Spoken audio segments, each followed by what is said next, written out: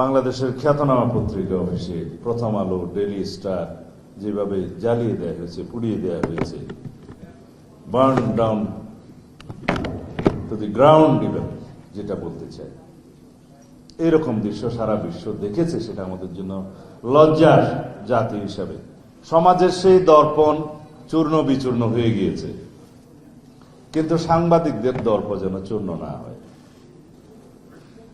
আপনারা যদি রাষ্ট্র কাঠামোয় সংস্কার চান, সংস্কারকৃত সমাজ চান, সংস্কারকৃত রাষ্ট্র চান, গণতান্ত্রিক সংস্কার চান, সর্বপর্যায়ে বৈষম্যহীন সমাজ ব্যবস্থা নির্মাণ করতে চান, আপনারাই পারবেন। আপনারাই সমাজের দিক নির্দেশক। রাজনীতিবিদরা রাষ্ট্র পরিচালনা করার সময় ড্রাইভিং সিটে থাকে, কিন্তু সেই ড্রাইভিং সিটকে আপনারা পথনির্দেশ না করলে সমাজ বিচ্যুত হবে।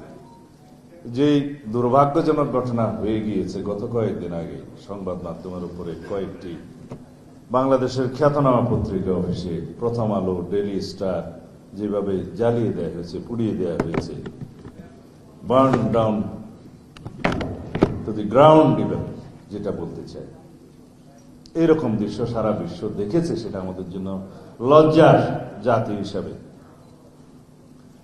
এটা কোনোভাবে আমরা শুধুমাত্র দুঃখ প্রকাশ করে, ক্ষমা প্রার্থনা করে সমাপ্ত করতে পারবো না। এখানে সরকারের দায়িত্ব ছিল সবচেয়ে বেশি, কারণ এরকম একটা প্রেডিকশন, একটা অনুমান ইন্টেলিজেন্স রিপোর্টে থাকে সব সময় যে এই ঘটনা এইভাবে হলে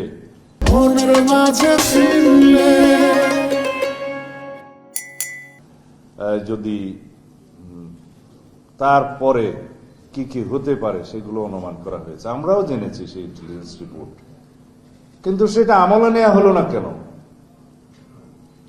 আইন শৃঙ্খলা বাহিনীকে বলার পরেও শুনেছি 1-2 ঘন্টা পরে তারা রেসপন্ড করেছে। সেটা কেন?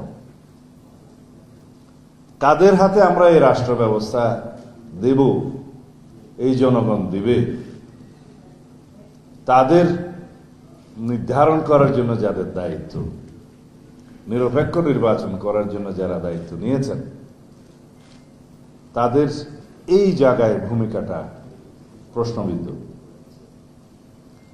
বেশ কিছুদিন যাবৎ আমরা গণমাধ্যমকে চিহ্নিত করে, টার্গেট করে কিছু কিছু গণমাধ্যমকে এরকম হামলা করতে দেখেছি। নতুন তো নয়, অনুমান করা উচিত ছিল। কিছু কিছু স্থাপনায়, কিছু কিছু ঠিকানায় যেভাবে মবক্রেসিকে এলাও করা হয়েছে, সেটাকে বলা যায় আমরা তো চেয়েছিলাম ডেমোক্রেসি, কিন্তু কেন হয়ে যাবে মবক্রেসি? তাকে কেন লালন করতে দেয়া হবে? এগুলো আমি সরকারের দুর্বলতাকেই ইঙ্গিত করছি।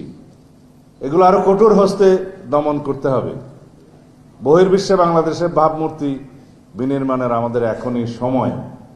যদি আমরা আগের কালচারে ফেরত যাই, যেখানে স্বৈর শাসকরা, ফেসিস্টরা গণমাধ্যমকে স্বাধীনভাবে কাজ করতে দেয়নি, যেখানে আন্ডার প্রেসার মবক্রেসির মাধ্যমে একই দৃশ্য আমরা আর দেখতে চাই না।